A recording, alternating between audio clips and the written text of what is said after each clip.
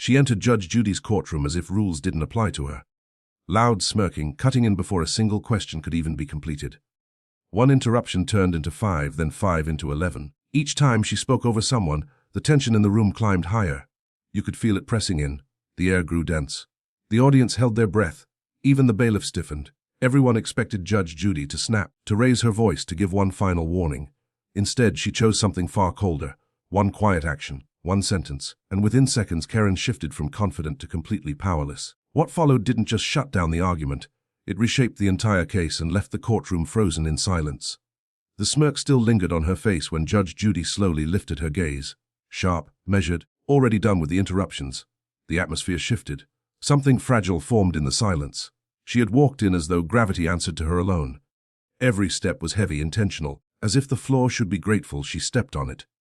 The camera trails her confident walk to the defendant's stand, catching the casual toss of her hair and that smug half-smile aimed at the audience, like the entire courtroom was just an obstacle she planned to dominate. The plaintiff watches quietly, disbelief in their eyes, hands clasped, shoulders slightly hunched. Someone used to being overshadowed by a louder voice. Someone who interrupts until truth can't breathe.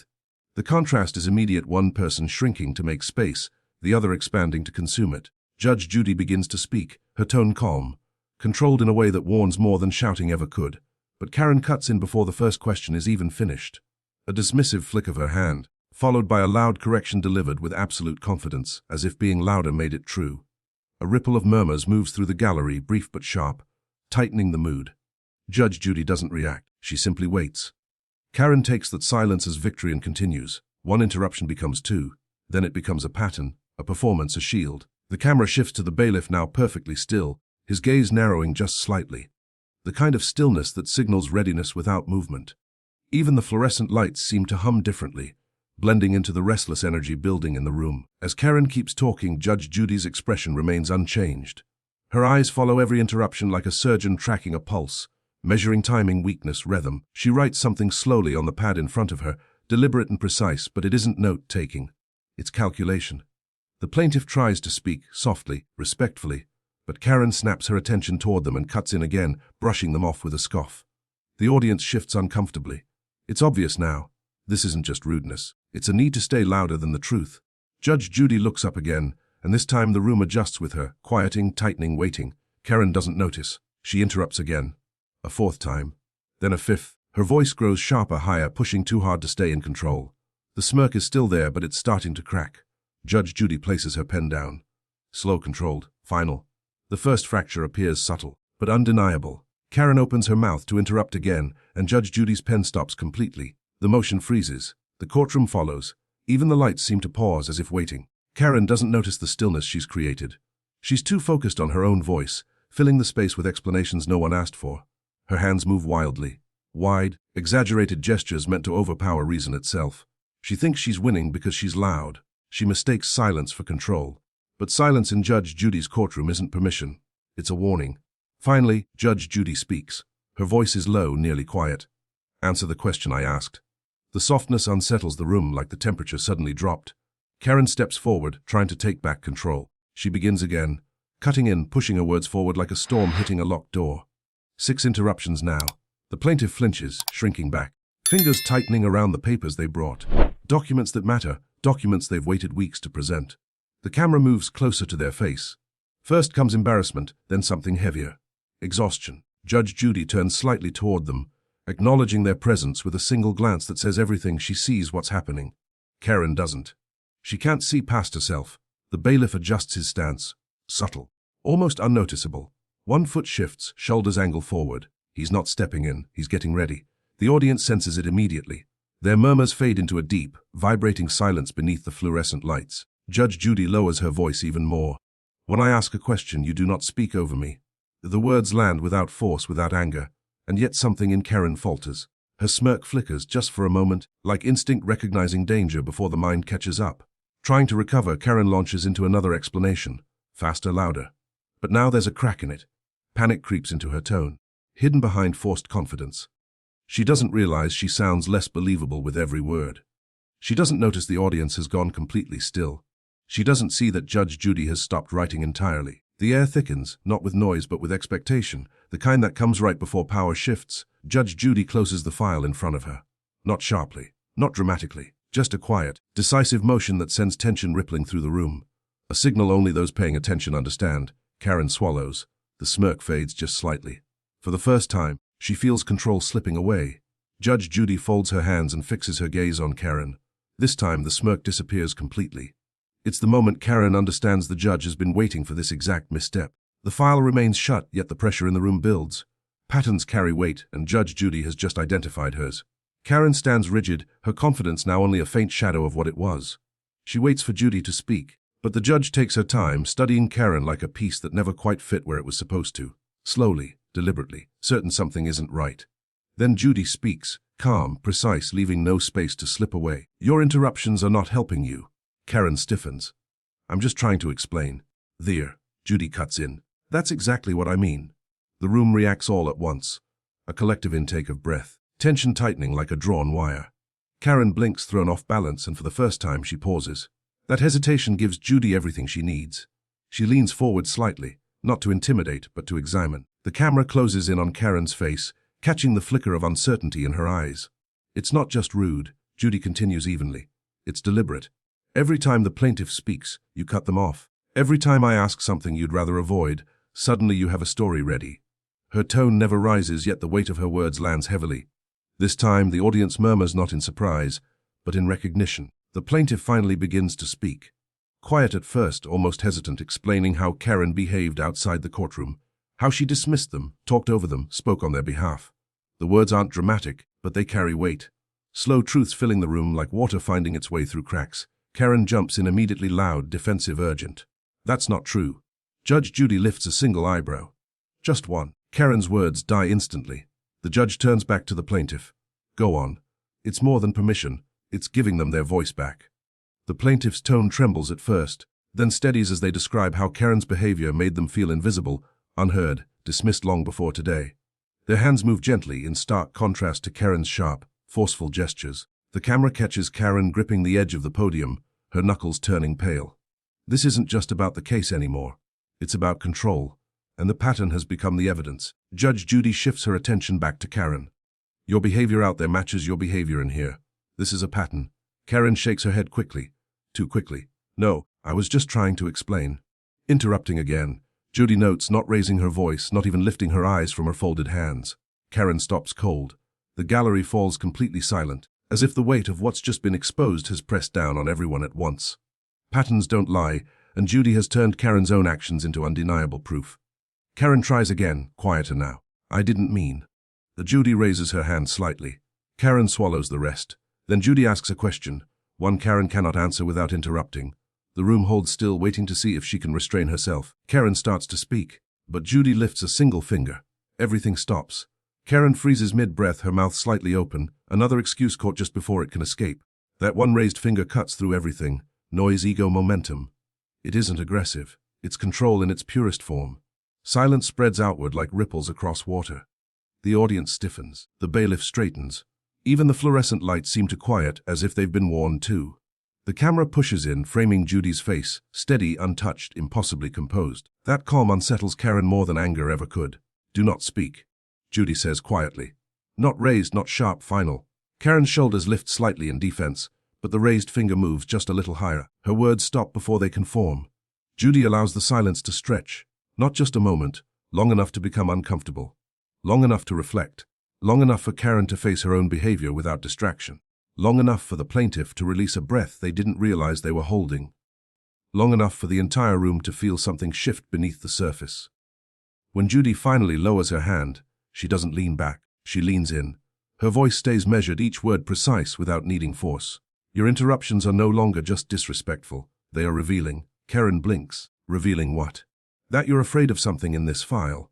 Judy opens the folder slowly, deliberately, like uncovering something meant to stay hidden. A single sheet rests on top. She slides it out and taps it once against the desk. Soft, controlled, intentional. Karen's breathing quickens. Before we address your version, Judy says, we're going to address your message. The plaintiff stiffens. The audience shifts. Karen's eyes lock onto the paper, trying to read it from across the distance. Her throat tightens around a swallow that doesn't quite finish. Judy reads aloud. If you say anything different from what we agreed, you will regret it. A quiet wave of shock moves through the room. Karen shakes her head rapidly. No, that's taken out of context. I mean, that's not I never. Judy raises her finger again. The words collapse instantly. Enough, Judy says. The message speaks for itself. Color drains from Karen's face. She grips the podium to steady herself, her fingers trembling just enough to be noticed. Judy folds the paper neatly and places it back into the file with careful precision. Then she looks straight at Karen. Would you like to explain? She asks. Why this message contradicts everything you've said? The words linger in the air, impossible to ignore. Karen opens her mouth, but nothing comes out at first. Her jaw tightens, struggling to form a denial that won't hold. Her eyes flick between the plaintiff, the audience, and Judy, searching for a way out that isn't there. The confidence she walked in with is gone. What's left is uncertainty. Someone realizing this room was never theirs to control. That message, Judy continues, tapping the file lightly, did not write itself. Karen finally speaks. I was just trying to stop her from lying. Her voice wavers, the sentence falling apart before it fully lands. The plaintiff flinches at the word, lying, their hands tightening together to steady the reaction. The camera catches their expression, hurt layered with disbelief, as if this moment echoes every time they were dismissed, spoken over, or ignored. Judy doesn't respond with emotion. She responds with clarity. Cold, direct clarity. If you believe she might lie, you bring evidence, not threats. Karen shakes her head again too quickly. It wasn't a threat. I meant exactly what you wrote. Judy finishes for her. A low murmur moves through the gallery. Even the bailiff's expression hardens slightly, his jaw tightening in quiet recognition. He's seen plenty of dishonesty, but this one is unraveling fast. Karen tries again, her voice rising. I was upset, okay? I was frustrated. She was making everything difficult. And so you chose intimidation as your method of communication. Judy replies, cutting cleanly through the excuse. Karen swallows hard, gripping the podium until her knuckles pale. She forces out a laugh, thin, fragile, strained. It was just a joke. She knew that. The plaintiff lifts their head. I didn't. Their voice shakes, but it carries enough weight to shift the room. Judy nods once, acknowledging it, then turns back to Karen. Jokes don't usually come with consequences for telling the truth. Karen's breathing turns uneven. The confidence that once fueled every interruption begins to collapse inward. Shrinking under a spotlight she can no longer escape. She glances toward the audience, searching for support. All she finds are silent eyes watching her come apart. Judy turns the paper over and places it flat on the desk, like evidence laid out with precision. Your behavior in this courtroom reflects the behavior in this message, Judy says evenly. You interrupt when you feel cornered. You talk over others when the truth gets too close. You escalate when facts appear. Karen's lips part again, but her voice betrays her. Quieter now, strained, cracking at the edges. I didn't mean to scare her. Judy leans in slightly, almost gentle. But you did. That softness is what finally breaks something in Karen. Her chin trembles, her breath catching tight in her throat. And now, Judy continues, her eyes narrowing just a touch. We're going to address what else you tried to conceal. The room feels smaller, closing in around every excuse Karen has left. She tries to stand straighter, but her posture gives her away. Her shoulders curl inward, her chin dips, and her hands, once animated and commanding, cling to the podium like it's the only thing keeping her steady. The shift is quiet, but undeniable. Control slipping away piece by piece. Judge Judy watches her steadily. Not with cruelty, not with softness, just with truth. And Karen isn't used to being seen that clearly. All right, Judy says. Single sentences only. Her tone isn't harsh. It's precise, almost clinical. A way to strip away every place Karen might hide. Karen nods too quickly, eyes wide. Yes, I can do that. Yes. Already she stumbles. Judy turns to the plaintiff. Tell me what happened next. For the first time, Karen doesn't cut in. The plaintiff speaks slowly, carefully laying out the timeline with quiet clarity, dates, times, screenshots. Their voice isn't confident, it's wounded, and that makes every word land harder. The camera lingers on their hands, slightly shaking as they trace the edge of a printed receipt. A timestamp. Small detail, heavy impact. Karen's head snaps toward it, eyes widening. No, that's wrong. I was at work then. I was. Judy lifts one eyebrow. Karen's voice falters mid-sentence, shrinking into a whisper. I think. Judy taps the receipt lightly. This shows you left work at 3:12. You told me you stayed until 5. Karen wets her lips, panic rising. I must have remembered wrong. That's a 2-hour difference, Judy replies. Memory doesn't usually stretch that far without assistance. Karen's breath stutters. She grips the podium tighter, her knuckles paling again. Her gaze drifts toward the audience, searching for someone, anyone, to back her up. No one moves. The silence itself becomes a witness.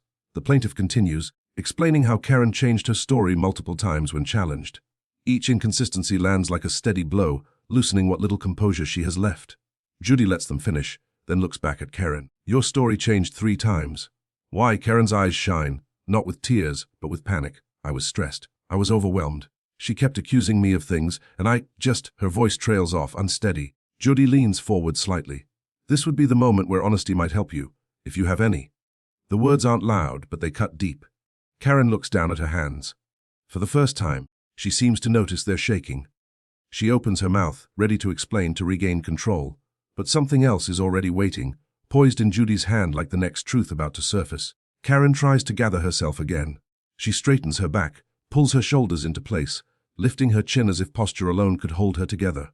The camera catches the effort, the inhale, the forced composure, the faint return of confidence in her eyes. For a moment it almost works. Almost. Let me explain, Karen begins, her voice carefully measured. But the tremor in her hands gives her away.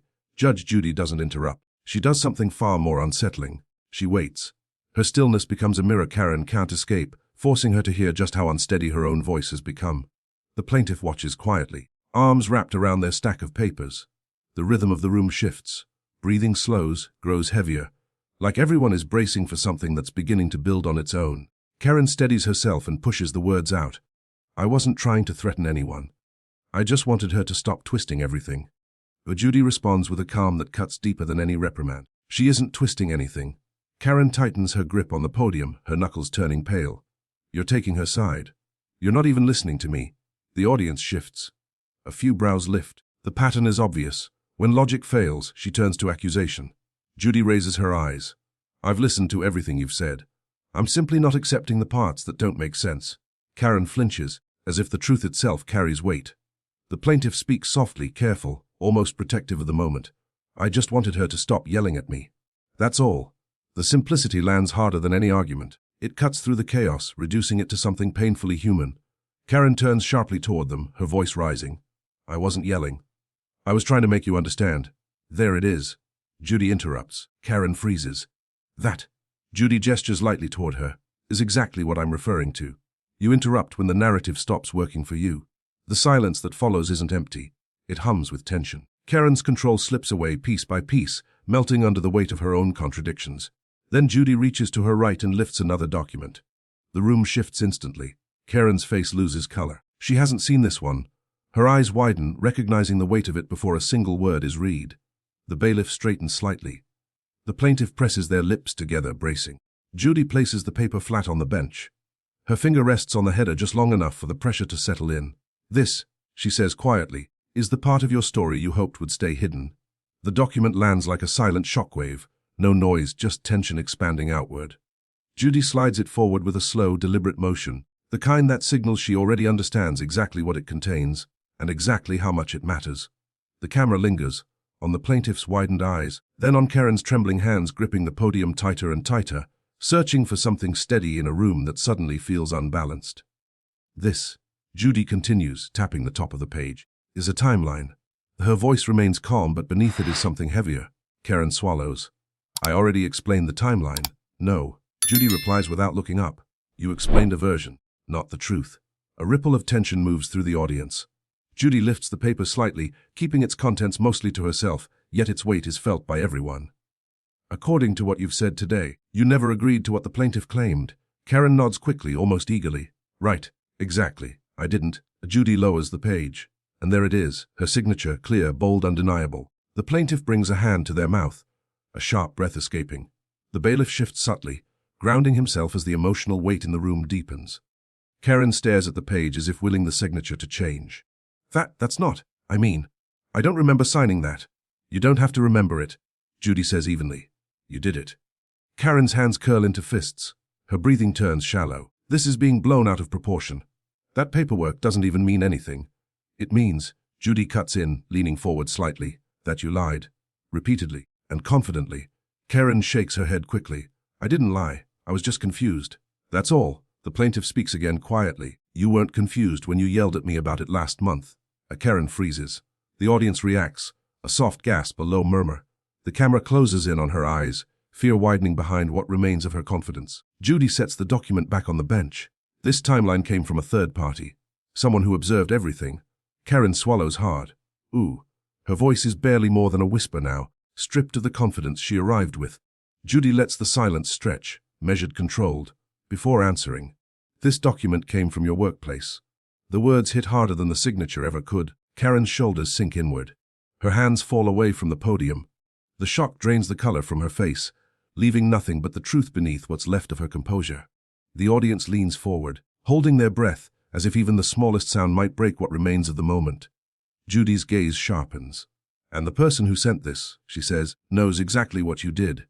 Karen's confidence doesn't break all at once. It cracks slowly like glass under pressure.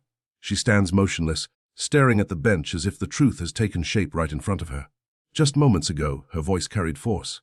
Now, she can't seem to find it. Her throat tightens with a swallow that never fully lands. Judy folds her hands, not harshly, not impatiently, but with quiet certainty. The posture of someone who has seen this unraveling many times before. "Your workplace provided this," Judy says, tapping the document lightly, "because they wanted the truth in this courtroom." Karen's breath falters. What? Why would they send that? They had no reason. Her words trail off, dissolving before they can form. "That," Judy replies calmly, "is exactly what interests me."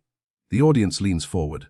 The plaintiff lowers their gaze, something close to sympathy flickering for a brief moment. Even the bailiff's stance softens slightly, though his focus remains sharp. Karen tries again. "Someone must be targeting me. That's the only explanation."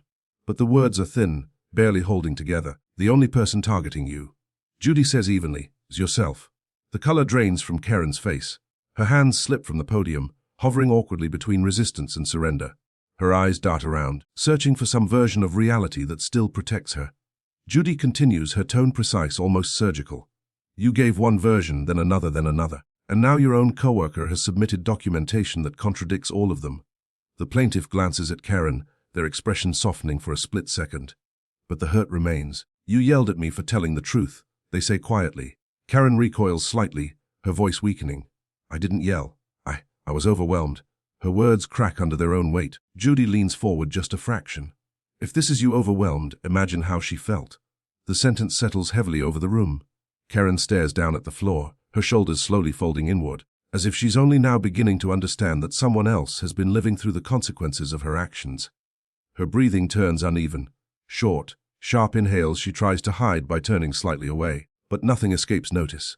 The trembling in her jaw, the shine in her eyes, the quiet collapse spreading through her posture. Then Judy delivers the next point, not loudly but with precision. "Karen," she says, her voice steady, "someone at your job sent this because they no longer wanted to cover for you." Karen's eyes snap upward, panic flashing through them. Who did it?" Now she sounds less like someone defending herself and more like someone realizing the walls are closing in.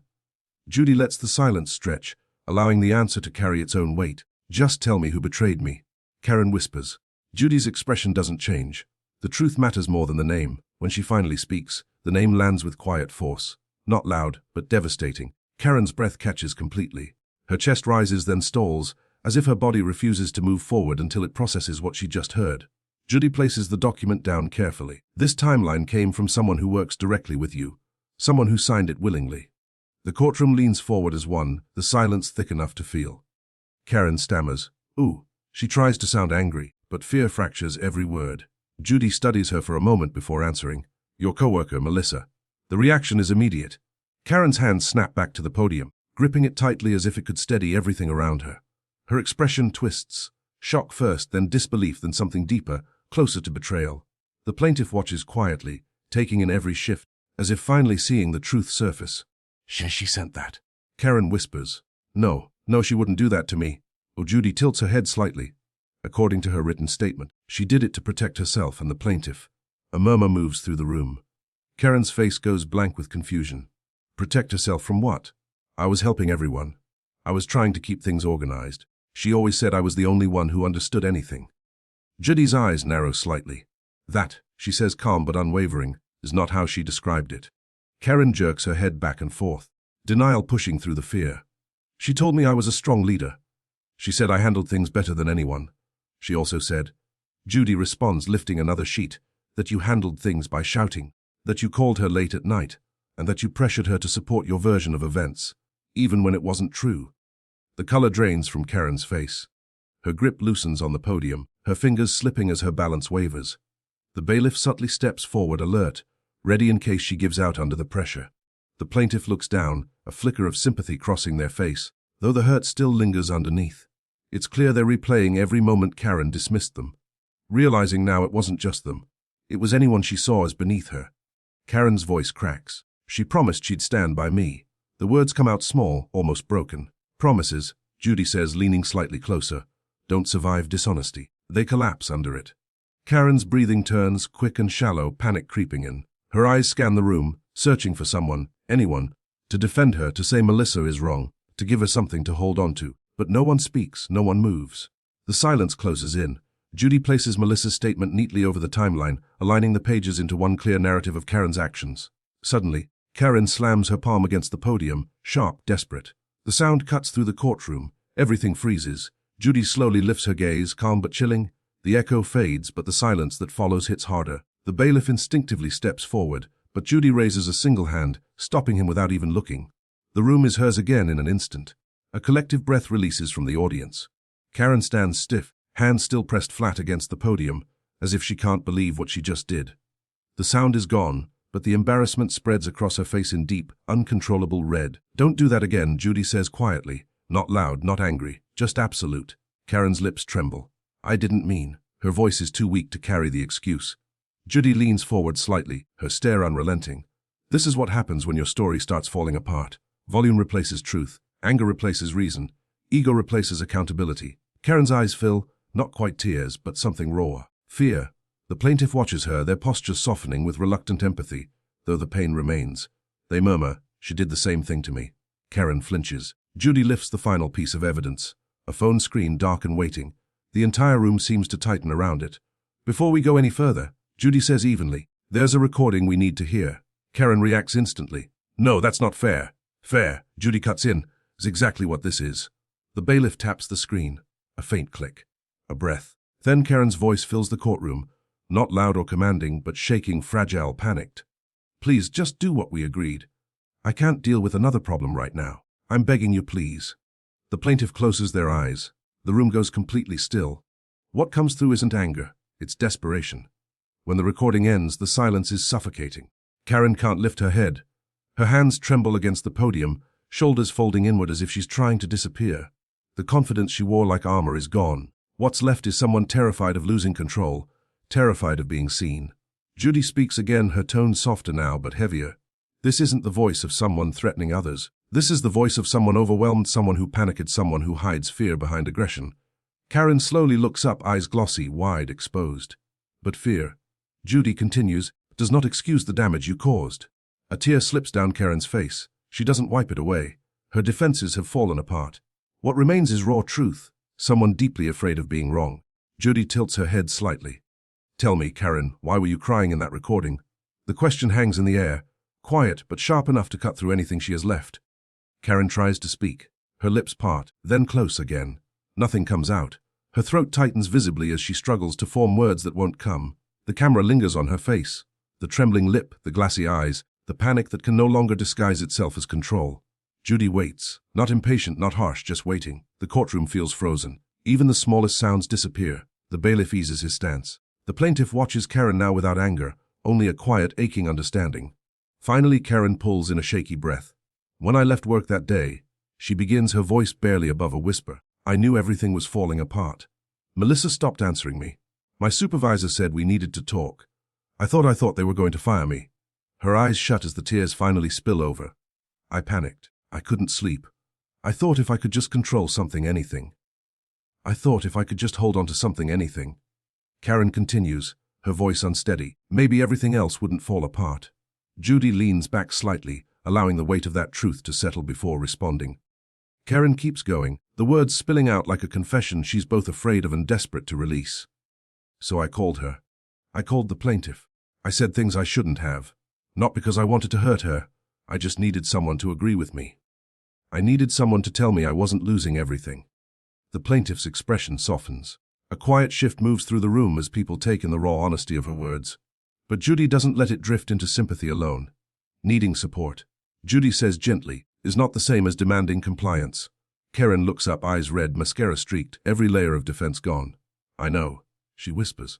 I know I was wrong. I didn't want to seem weak. And instead, Judy replies, "You came across as cruel." The statement lands, not like an attack, but like a truth Karen already feared. Karen nods slowly, the movement fragile. "I didn't mean to scare her," she says, glancing toward the plaintiff. "I was the one who was scared. I thought if I raised my voice, people would listen. I thought being loud meant being strong." Judy's tone softens even more, carrying a broader lesson. Strength isn't about volume, Karen. In many cases, people get louder when they're afraid they won't be heard. Karen's shoulders drop. She wipes at her face, but the tears keep coming.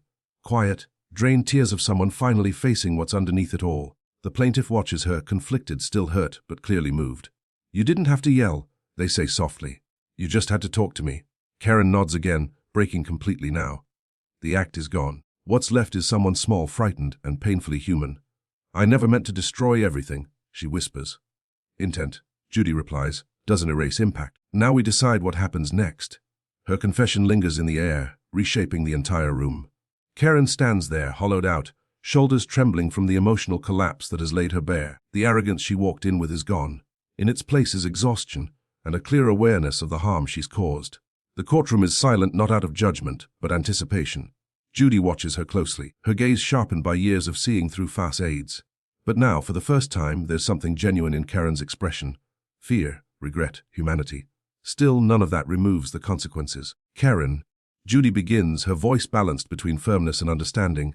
"Recognizing your panic doesn't undo the damage. You turned fear into a weapon.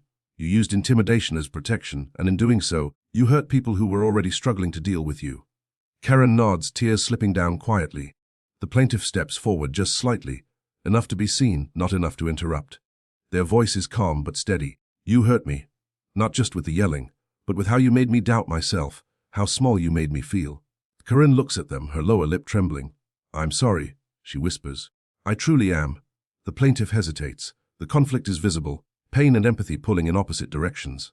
After a breath, they say, "I believe you're sorry, but I still need accountability." Judy nods. "Exactly." The bailiff subtly shifts his stance, reinforcing the moment. The room feels heavier now, filled with the understanding that regret and consequences can exist at the same time.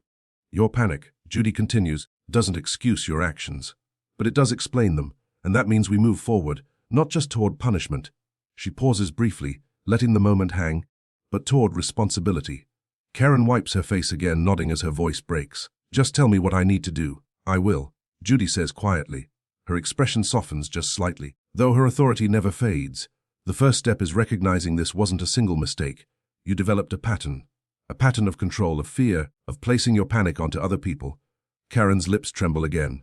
"I know," she whispers. Judy turns toward the plaintiff. "Before I issue my ruling, is there anything else you want to say?" The plaintiff takes a steadying breath. "I don't hate her," they say softly. "I just want to feel safe from her." Karen closes her eyes, as if those words settle the final weight she was meant to carry. "That," Judy says quietly, "is the impact you need to understand." Karen bows her head, shoulders sinking further under the truth.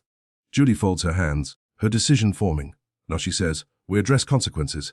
Karen stands smaller now, as if even her presence has dimmed. The energy in the courtroom has changed. Not chaotic anymore, just heavy. A shared silence that comes after everything has already been revealed. She wipes her cheeks again, but the tears don't stop. They come quietly, steadily. Her hands rest on the podium like it's the only thing keeping her upright. The confidence she entered with is gone completely. So is the version of herself she was pretending to be. Judy watches her with a steady, measured gaze, firm but not without understanding. The kind of look that comes from years of seeing people break down, not from lack of ability, but from fear of change. "Karen," Judy says carefully, "there comes a point where a person has to confront not only what they did, but who they became while doing it." Karen nods faintly. "You didn't set out to hurt anyone," Judy continues. "But fear became control. Control became shouting, and shouting became a way to silence someone who trusted you to act fairly." The plaintiff looks up, pain still visible, but softened by something closer to acceptance. Karen's voice cracks. I know I was wrong. I know I scared her. I know I lied.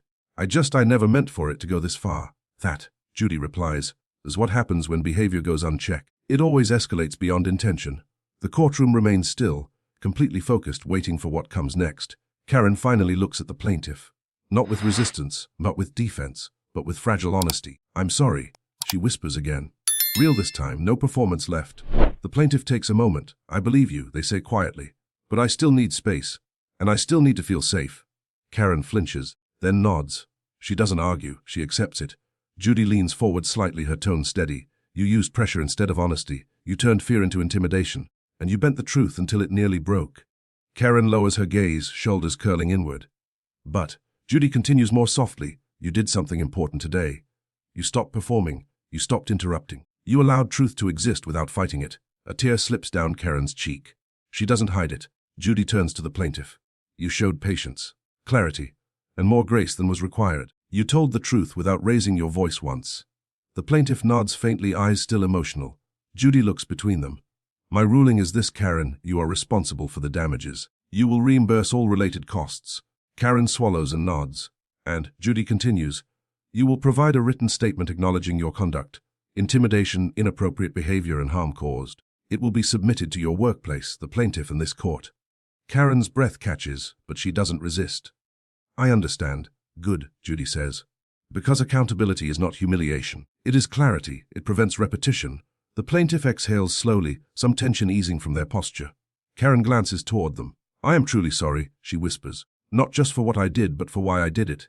The plaintiff nods. Acknowledgement, not forgiveness. A beginning, not an ending. Judy rises, her presence filling the room with finality. This case is not just about documents or contradictions, she says. It is about what happens when fear speaks louder than truth. Karen closes her eyes. Judy lifts the gavel. Judgment for the plaintiff. The strike echoes through the courtroom.